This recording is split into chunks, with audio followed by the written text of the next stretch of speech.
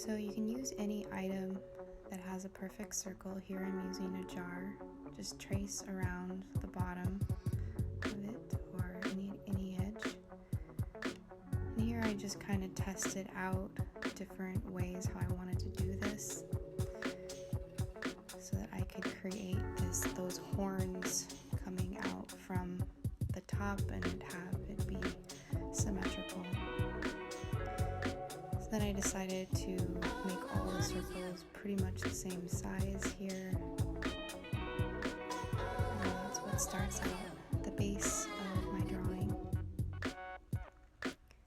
And then I'm going to go in here and outline the horns I will be creating, stopping where the circles collide there.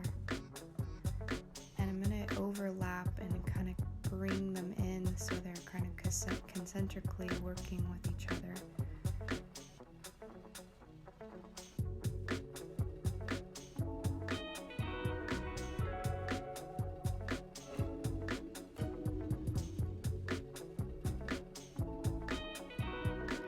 I'm doing the same to the bottom as well because I want to get those horns down on the bottom of the facial structure as well. And with that same concentric circle, a little bit going inward.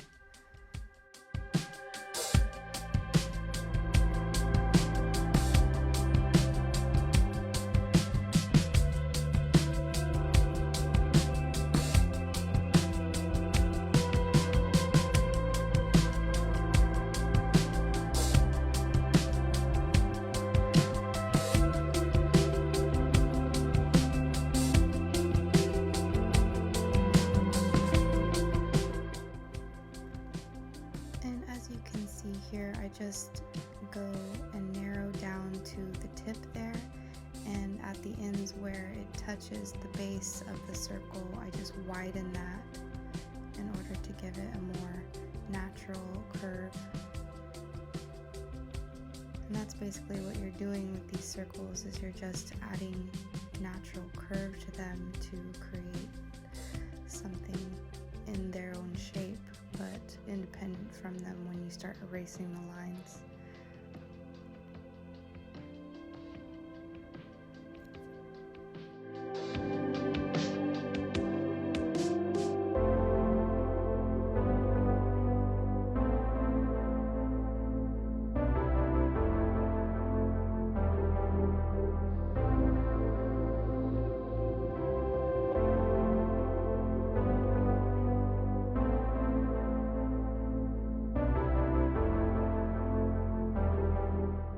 In here, just adding a little curvature to the base of the horns there is going to kind of give it that 3D shape.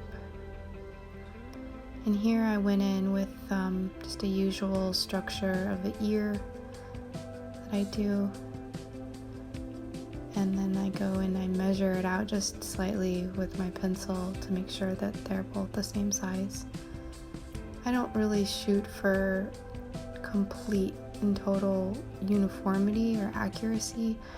I find that really brings character to the drawing when you don't have it so perfect. Like here I'm drawing a circle for this top bun piece, and I just did that by hand. And although it's pretty good, I'm not going to make this a complete circle, but it is the base shape that I'm working with for that bun. And then outlining kind of the edges to bring kind of a curvature of the hair up. And then just using my texturizing with my pencil lines as the direction of where this hair is going to be going. As you can see, there's a nice big bangs there in the front, that football shape of bangs. And then I'm just going to go and outline that with kind of a structure.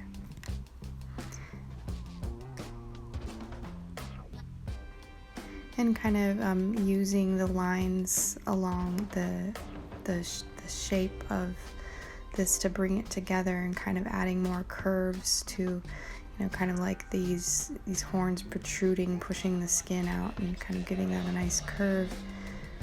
And then creating that chin kind of independent from that circular structure, giving it more of a facial shape.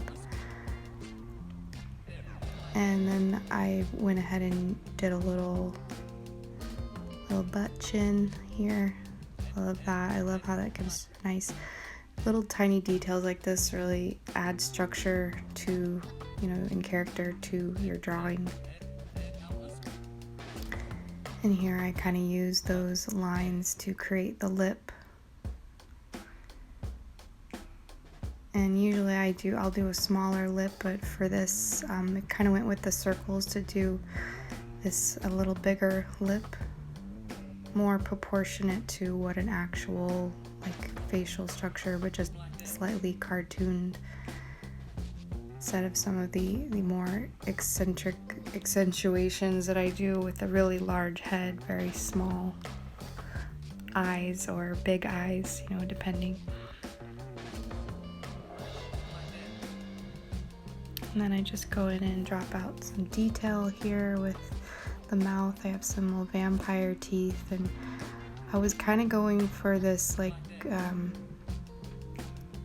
kabuki mask kind of eye, or a Japanese, those Japanese structured eyes from those classic drawings. And then I just kind of go along again with that circle shape to create those eyebrows as well. And then I set the pupils in. And again, you'll notice that one of them is just a little bit larger than the other one, and I don't do a lot of tweaks and fixes to this because I like how it adds character. And then I went in here and I just kind of did a structured line for some kind of war paint on the face. Still kind of going with the structure of what the drawing shapes gave me. And then laying in with some under shading for the eyebrow here before I kind of go in with my detailed pencil. This is kind of a soft tip. I keep this kind of soft for the base of my drawings. As you can see here, I'm just lightly adding in the shading.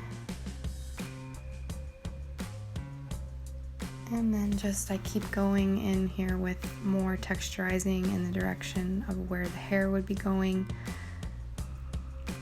And adding this edge here, which I found that works pretty good for me for cartoon hair. And then dropping in those lines there for the top, and then a second layer of those lines to get that depth. And then here now you gotta work this. It takes time. It's a lot of little tiny strokes that make it look real, or make it have kind of life to it, I guess, it's what you're trying to come across here. Is I'm trying to bring life to this to make it seem like what I'm trying to convey is what is perceived. So then I just drop in these darker lines with my other more detailed pencil.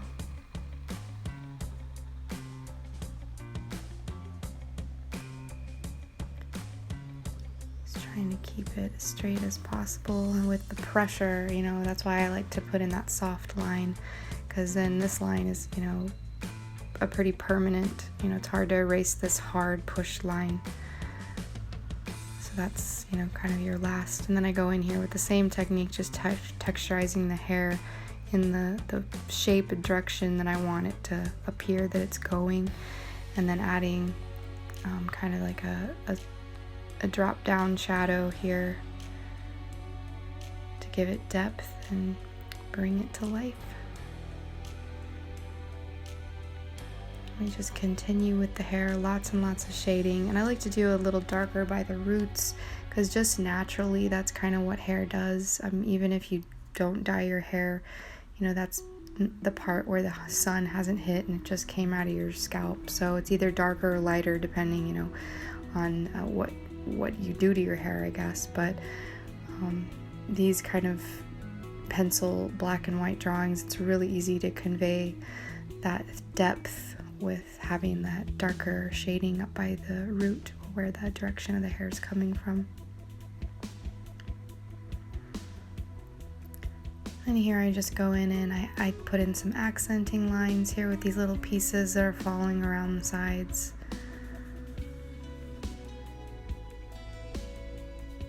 And then I go in with my pencil here to do all the detailing, just lightly, and pushing pretty hard there in the pupil, bring that to life. And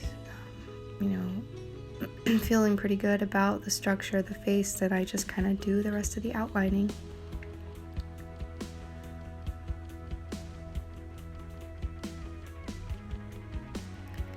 And then for that war paint, I decided to do little swirls, little tiny swirls here, and that kind of brought some more texture into it. It's one thing with a lot of contrast work with different directions. It helps add texture when doing a black and white design.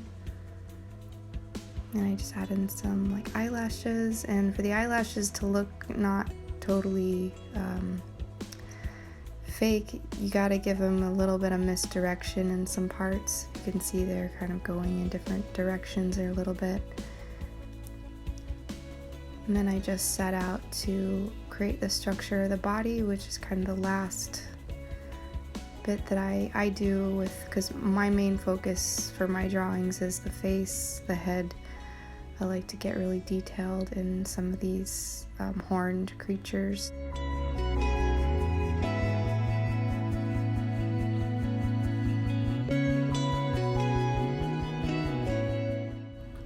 All shading and details accounted for with some accessories. This was my finished drawing. Thanks so much for watching.